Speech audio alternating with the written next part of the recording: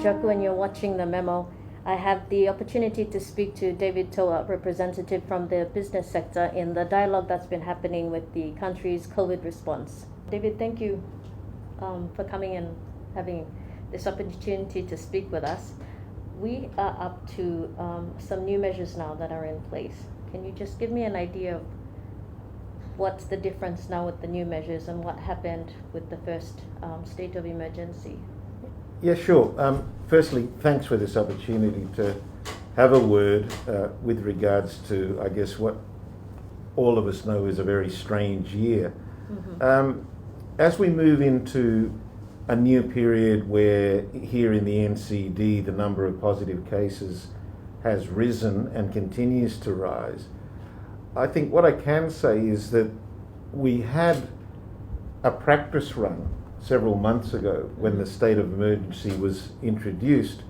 So we did a couple of things a few months ago which has stood us in good stead as we now actually confront a rising case of positive cases and I guess all of the activity that surrounds that. Because the initial SOE effectively shut down businesses. How much of a challenge was that? Well, it was a massive challenge, but to be fair to everyone involved, the unknown factor was far greater then than it is now. I mean, despite the fact that there's still a very much unknown thing, there's no cure for this thing, and all over the globe people are still trying to work it out.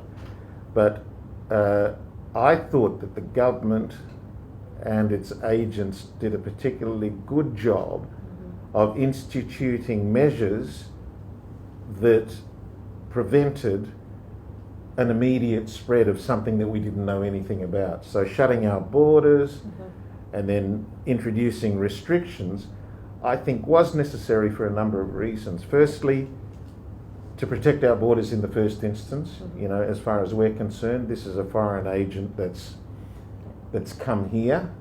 So as early as late January, February, when our international borders were closed, great move. The other precautionary stuff was probably there because we really didn't know what to expect, so we were exercising caution in the face of uncertainty. You know, now that we have the benefit of that experience, we can look at things a little differently, and I would suggest that we need to look at things a little differently because our experience when businesses did have to shut down was that it had a severe impact not only on businesses but individuals. You know, households suddenly lost their income making opportunity. Businesses had to lay off staff. And you know, the consequences of that are quite obvious. So what would be the priorities now for the business community?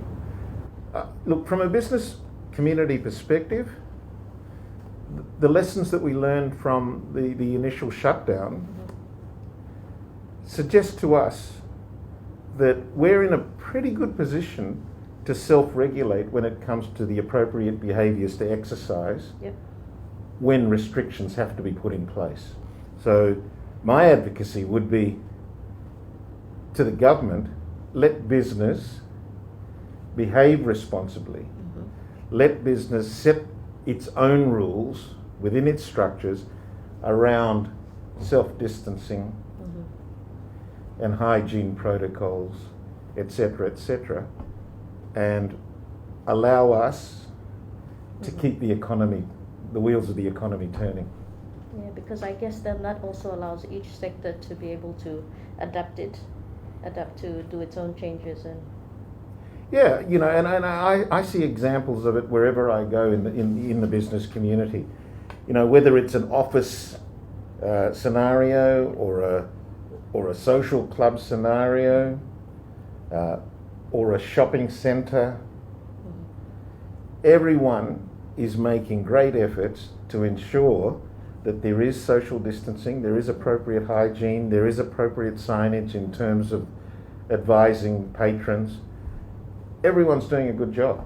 David, despite the immediate impacts that we had with the SOE and the shutdown, business sector was very proactive in convincing the government that you needed to keep the wheels turning somehow. Can you just elaborate on how that happened? Yeah, look, the immediate effect was that severe that a lot of us in business thought, well, if we keep going like this, we'll actually stop going. So what we did was we reached out, to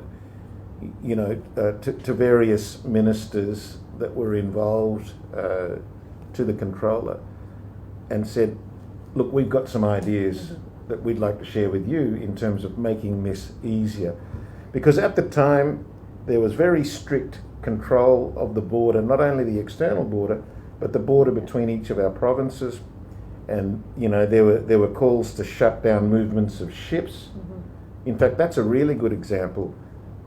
We and the shipping industry and the company that I'm involved in, steamships, played a major part in putting together a contactless port call procedure whereby we demonstrated that ships could still call, cargo could still get cleared with very minimal, if no contact at all, between human beings from the ships and on shore, and that it was as safe a procedure as you could possibly want.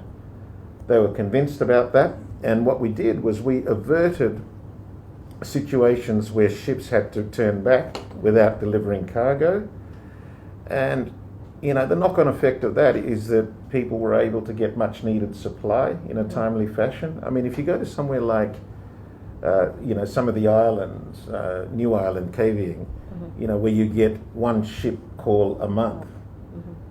If it had been turned back, all of a sudden, essential goods such as rice and other foods, etc., and medical supplies would have been delayed by another 2 months or more.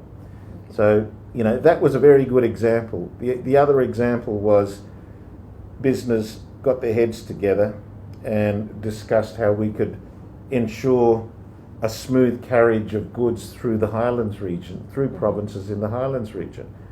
That's still a work in progress, but we were able to put down some positive, recommendations in terms of how that might work so that we address the health consequence while still keeping everyone safe and ensuring that economic activity continued.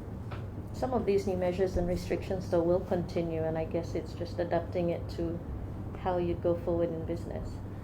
Well, it is,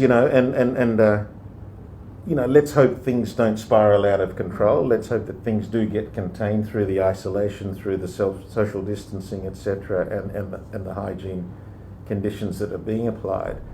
But should things escalate, we as businessmen will monitor. I mean, at the end of the day, we're all people, and we want to be kept safe ourselves. And responsible business does not put its employees in harm's way on purpose. So, yes, we will adapt, and we're confident we can adapt. And that was David Toua giving us an update on the government and business dialogue that's been happening with the country's COVID response. We'll have more updates with me, Hannah Jaku, on the memo.